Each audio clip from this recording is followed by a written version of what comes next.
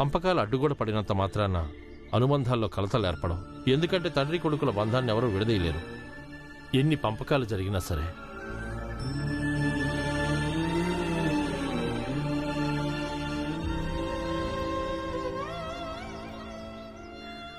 సరే గురువుగారు, నేను నా భార్య జీజాబాయితో కలిసి వేరుగా ఉంటాను. కానీ నాది కూడా ఒక షరతు. నా కొడుకు భీమ్ ఇప్పటికిప్పుడు ఇంటికి తిరిగి వెళ్ళాలి. ఇంకా మళ్ళీ ఎప్పుడు ఇల్లు వదిలి ఎక్కడికి వెళ్ళకూడదు. సరే నాన్న, నేను ఇంటికి వస్తాను. ఇంకా నేను ప్రమాణం చేస్తాను ఇంకెప్పుడు మన ఇల్లు వదిలి వెళ్ళను అని. చూసావా జీజాబాయ్, భీమ్ మీద లేనిపోని నిందలన్నీ వేశావు. నీ సర్వస్వాన్ని లాక్కున్నాడు అని అన్నావు. ఇప్పుడు అదే భీమ్ నీ భర్తను నీకు అప్పగించాడు. అవును జీజాబాయ్, చూడు, ఇంతకాలం వింటూ వచ్చాం కొంతమంది సవతి తల్లులు సొంత తల్లి కన్నా బాగా చూసుకుంటారని. కానీ మొదటిసారి చూస్తున్నాను, ఒక కొడుకు సొంత తల్లి కోసం ఎంతైతే చేయగలడో సవతి తల్లి కోసం అంతకంటే ఎక్కువే చేశాడు. ఇప్పుడు మీరు మీ నాన్న మీద ఒట్టు పెట్టి నిజాయితీగా చెప్పండి, మా తమ్ముడు ఎలాంటాడో అని.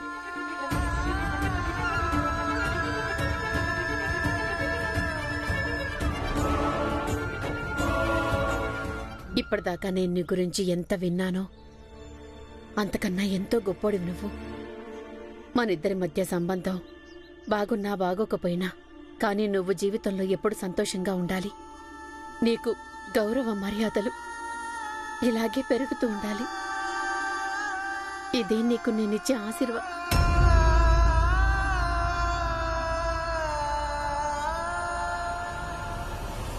వద్దు జీజాబాయ్,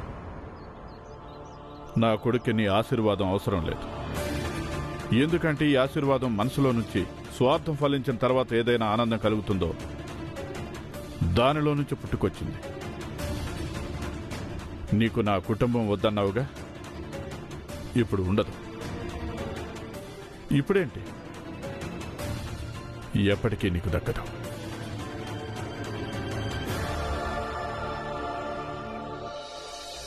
మనం ఇప్పుడు వీళ్ళందరి నుంచి వేరుగా ఉందాం, వీళ్ళందరికీ దూరంగా. కానీ నేను నీకు దగ్గరగా ఉంటాను. అప్పుడే నేను నిన్ను దగ్గర నుంచి చూడగలను.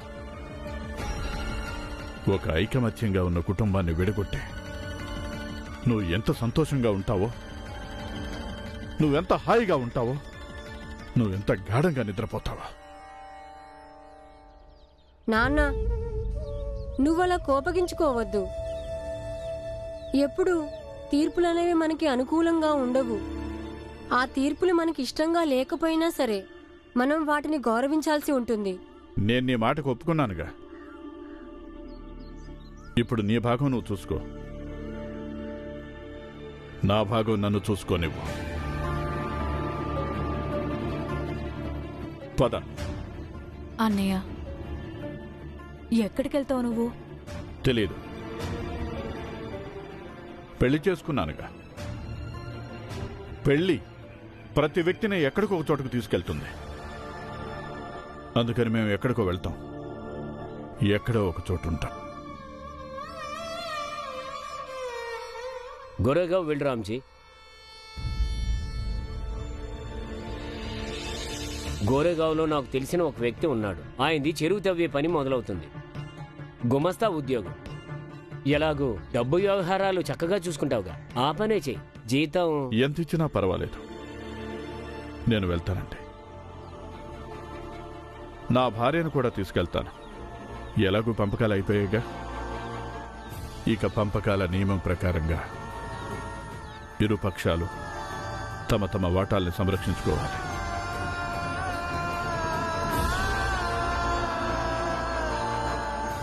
విడిపోయిన ఈ ఇంటిని కలపడానికి ఇదొక్కటే దారి మిగిలింది. ఇప్పుడు మేము ఎంత దూరం వెళితే అంత త్వరగా దగ్గర కాగలుగుతాం.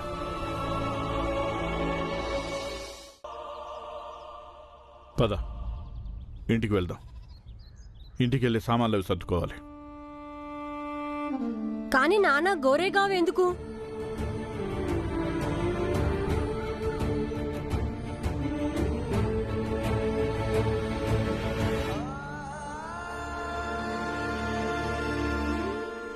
తండ్రి లేకపోతే కొడుకు, కొడుకు లేకపోతే తండ్రి అసంపూర్ణమే. నేనెప్పుడూ ఇలా అవుతుందని ఊహించలేదు. తండ్రి కొడుకులు ఈ విధంగా విడిపోతారని, అనుబంధాలు ఈ విధంగా తెగిపోతాయని. నిన్న రాత్రి తండ్రి కొడుకుల సంభాషణ వింటే నాకేమనిపించిందంటే వీళ్ళు ఇలా దూరంగా ఉండడమే మంచిదని. రామ్జీ ఎక్కడైనా ఎలాగైనా ఉంటాడు, కానీ భీమ్రావు జీవితాన్ని కొత్తగా ప్రారంభించాలి. తల్లి లేకుండా, తండ్రి లేకుండా భీమ్రావు ఎంత సంఘర్షణ చేయగలుగుతాడో, తన సంఘర్షణలో ఎంతవరకు సఫలం అవుతాడో వేచి చూడాలి.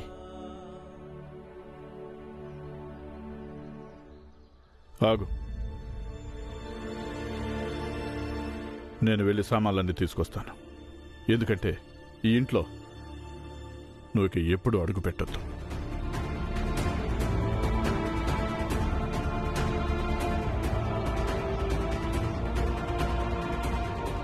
ఏంటి జీజాబాయ్, నువ్వు అసలేం చేసావు? నీకేమైనా తెలుసా? రామ్జీ అసలు నేను రెండో పెళ్లి చేసుకోనంటే చేసుకోనన్నాడు. కానీ మేమే పంతం పట్టి పెళ్లి చేశాం. కానీ నువ్వు మేం చేసింది తప్పు అని రుజువు చేసావుగా.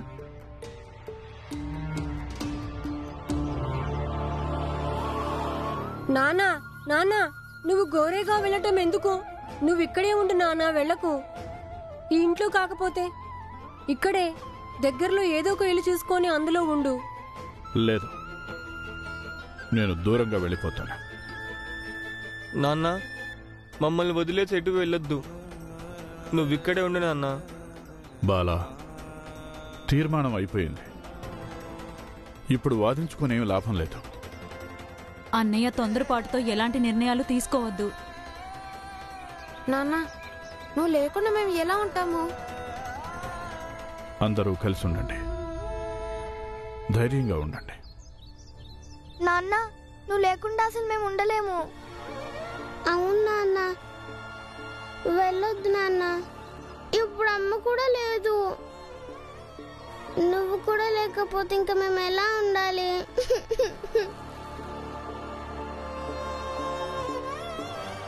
అత్త అన్నయ్యలు ఉన్నారుగా, ఏ సమస్య ఉండదులే. నేను ఎవరు అడిగినా ఆగను. మీ అందరూ వెళ్ళండి, నేను సామాన్లు మూట కట్టుకోవాలి. అన్నయ్య, మళ్ళీ ఇంకొకసారి ఆలోచించు. పిల్లల గురించైనా ఈ విషయాన్ని దృష్టిలో పెట్టుకో.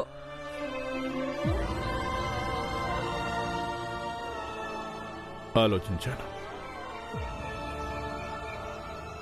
ఈ పిల్లల కోసం,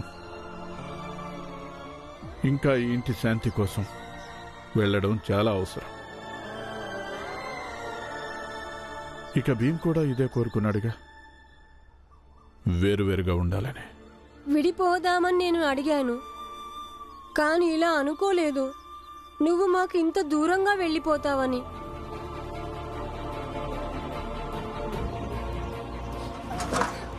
నాన్నా,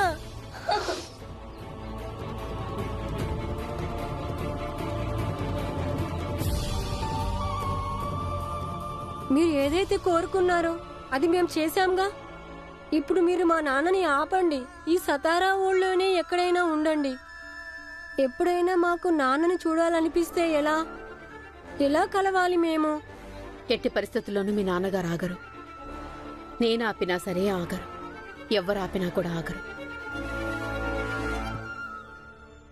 అరే, ఎవరైనా చెప్పండ్రా, ఏంటి ఈ వార్త నిజమేనా? రామ్జీ సతారా వదిలేసి వెళ్ళిపోతున్నాడా? చెప్పండి.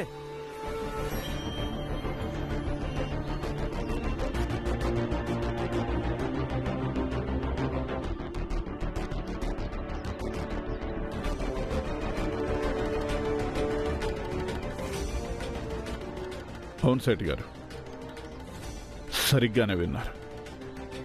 కానీ మీరు ఇలా మాత్రం అనుకోవద్దు, నేను లేను కదా అని నా కొడుకులతో గిల్లి కజ్జాలు పెట్టుకుందామని. అంత బాధున్నాడువి ఎందుకు వదిలి వెళ్తున్నావు? పెళ్ళాం దొరికేసరికి పిల్లలు వద్దనుకున్నావా? నోటికొచ్చినట్టు వాగొద్దు. మీరందరూ జాగ్రత్తగా వినండి. వీళ్ళందరూ ఇక్కడే ఉంటారు. ఇక ఏ రోజైతే నాకు తెలుస్తుందో మీరు నా పిల్లల్ని ఇబ్బంది పెడుతున్నారని, ఈ రిటైర్డ్ సుబేదార్ రామ్జీ సత్పాల్ ఇక్కడికొచ్చి మీ అందరి లెక్క తేలుస్తాడు. ఇది నా హెచ్చరిక అనుకోండి, లేదా నా విన్నపం అనుకోండి. ఇంత దిగులుగా ఉంటే మరి అంత దూరంగా వెళ్ళటం ఎందుకు నాన్న?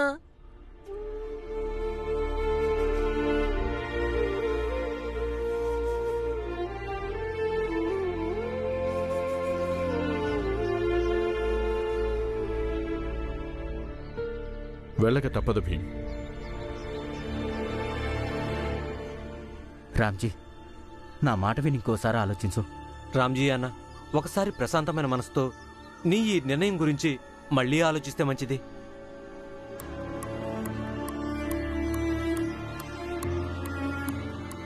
అన్నీ ఆలోచించాను, కానీ నాకు ఈ ఒక్కదారే కనిపించింది. దీనివల్ల అందరికీ శాంతి కలుగుతుంది, అందరూ ప్రశాంతంగా బ్రతుకుతారు. అదిగాక మీరందరూ ఉన్నారుగా, నా కుటుంబం మంచి చెడులు కనుక్కోవడానికి. ఇంకా నేనెందుకు దిగులు పడతాను?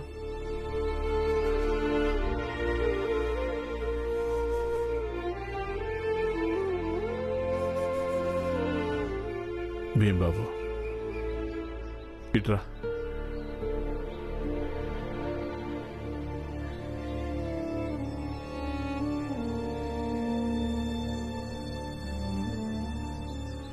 భీంబాబు, నువ్వెంతో తెలివైన వాడివి, అయినా కూడా ఒక్కొక్కసారి అమాయకుల్లాగా మాట్లాడతావు. అసలు మీ నాన్న ఎప్పుడైనా నీకు దూరంగా వెళ్ళాలనుకుంటాడా?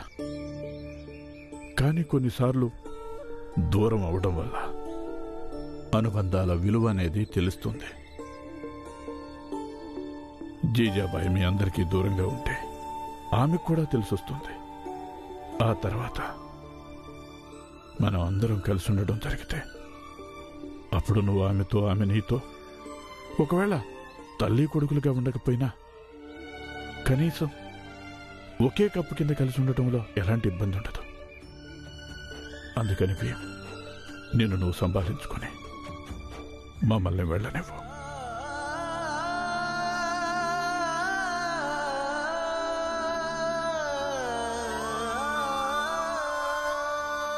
సరే నాన్న, మీరు వెళ్ళండి.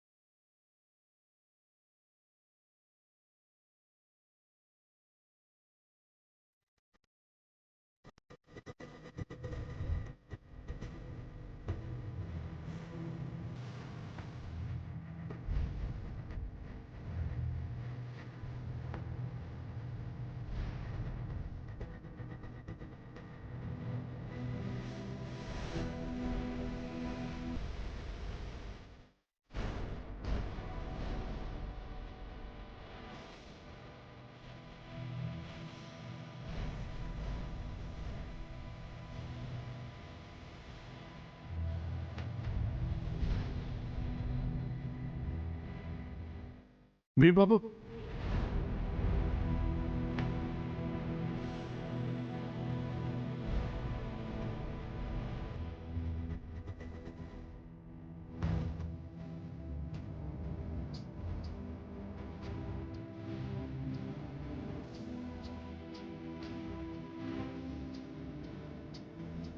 నాన్న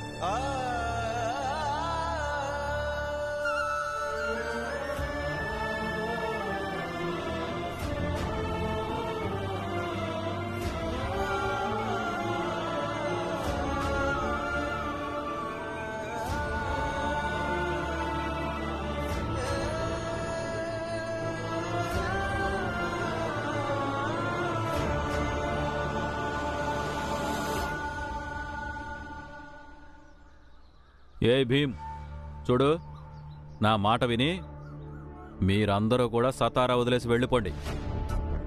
అదే మీకు ఇంకా మా అందరికీ కూడా మంచిది. అర్థమైందా?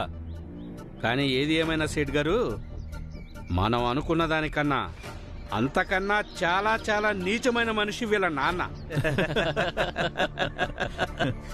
కొత్త పిల్లం దొరకగానే పాత కుటుంబాన్ని వదిలి వెళ్ళిపోయాడు. సరే, మేం చెడ్డోళ్ళమే, మా కుటుంబం చెడ్డదే. చాలా, ఇక వెళ్ళండి ఇక్కడి నుంచి.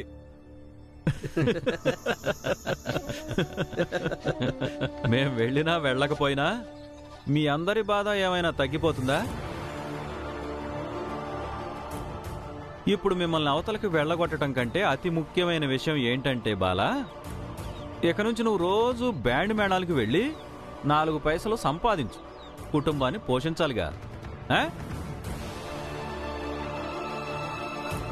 అవును, ఈ భీమ్ కూడా ఈ మధ్య ఏదో పనికి వెళ్తున్నాడని నేను విన్నాను. అయినా వెళ్ళకపోతే ఎలాలే. ఇదిగో నువ్వు, ఓ ఆనందబాబు, నువ్వు కూడా నీ గురించి ఆలోచించుకో, ఇక మీదట ఏం చెయ్యాలా అని.